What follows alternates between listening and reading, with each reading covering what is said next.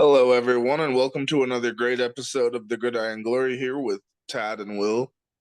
We cover all 32 teams in the NFL, and this includes a matchup, conference matchup, I should say, between the Philadelphia Eagles and Cincinnati Bengals, with the Eagles coming away with a dominating 37 to 17 victory. It was led by Jalen Hurts, who passed for a touchdown and rushed for three more, including going back to the basics with the tush push. So that's something that they've had a lot of success doing. And then this year, it's not been as automatic without Jason Kelsey on the team, as he's retired. And Will, I'd like to ask what you think the impact of Jason Kelsey's retirement and the new offensive line in Philadelphia, what impact that has on the team. Well,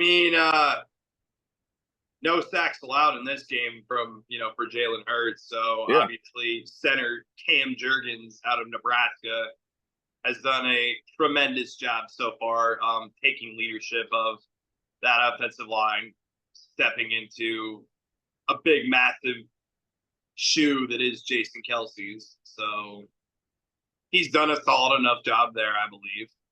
And this is probably one of the upper tier offensive lines in the league. Top three NFC offensive line, probably a top 10 NFL offensive line. If I were to rank that offensive line personally, I think that's fair. And then you got guys like Saquon Barkley, 22 carries, 108 yards, no touchdowns though. And yeah, Tad, where would you rank Saquon Barkley amongst running backs in the NFC? Me personally, I believe he's the best running back in the NFC, and then a top 3 running back in the NFL. I'd probably say Barkley is either number 1 or number 2. Obviously we haven't seen McCaffrey this year with his injury. I'd put McCaffrey ahead of him if McCaffrey is healthy, but we just haven't seen it. So depending on how you want to rank McCaffrey given his health situation, either 1 or 2 for Barkley. Yeah. But yeah, that's what I think about the Philly running game. Devonta Smith had a solid game. AJ Brown did as well. A touchdown for Smith, 84 yards for AJ Brown. So they had a solid day receiving. And now looking at their defense, this is a defense for the Eagles that has completely turned it around since they made the move to put Cooper DeJean in the starting lineup over Avonte Maddox. So that was a big move they did about 3 or so weeks ago. And DeJean, there was a big play on 4th down where he was matched up with one of the best receivers in the game in Jamar Chase, and he stopped him from making a reception on 4th down. So just a very quality showing there from the Eagles rookie.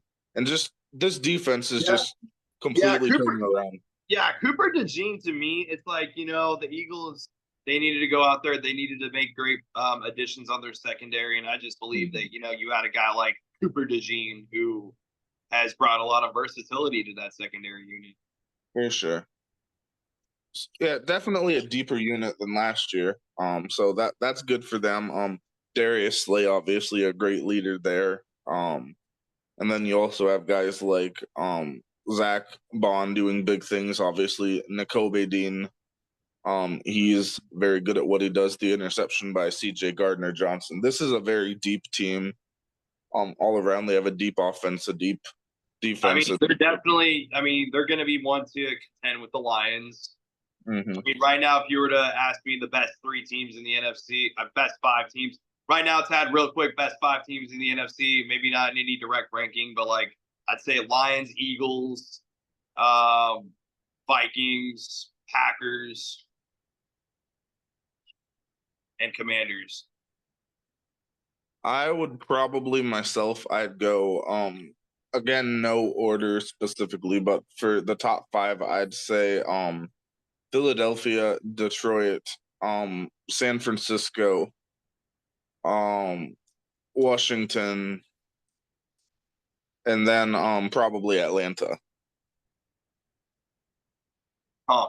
I think that's how I would go with the top five there. But yeah, Philadelphia, they're definitely talented. They're arguably one of the top most talented teams in the NFC. So we'll see how that goes. Flipping to the other side, the Bengals, 3-5, 0-4 at home. Just a tough start for Cincinnati, and that's something they've grown accustomed to. Joe Burrow, 26 of 37, a touchdown, an interception, 234 yards. The run game was a real struggle. We saw Chase Brown, their leading rusher in the game, 12 carries for 32 yards and a touchdown. Yeah, That's Tad. just not enough. Yeah, Tad. I'm putting this, the Bengals miscues and everything, simply on, you know,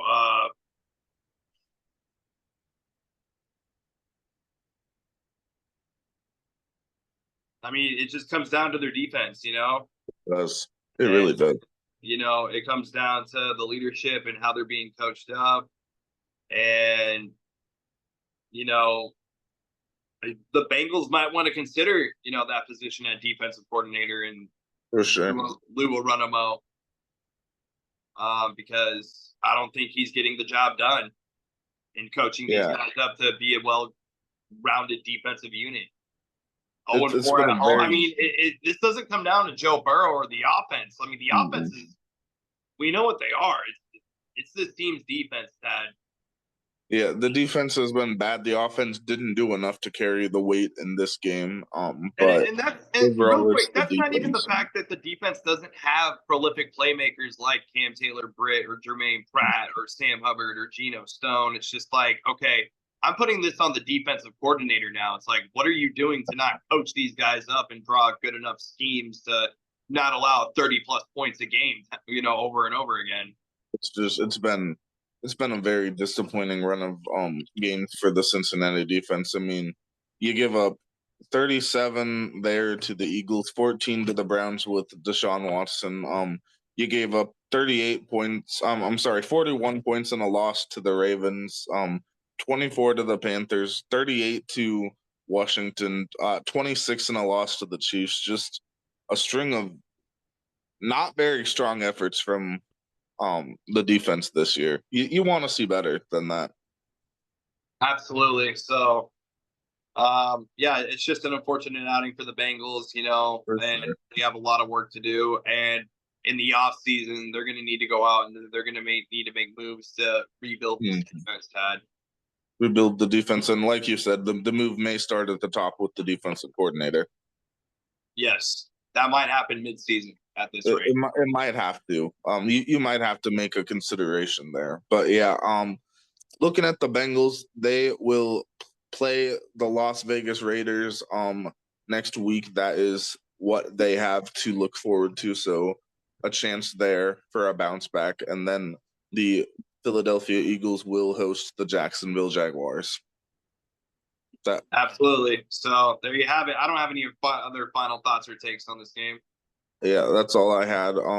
So yeah, thank you for following along, watching the Gridiron Glory. Please continue to follow along, like, subscribe, and continue to follow our content. Thanks for watching.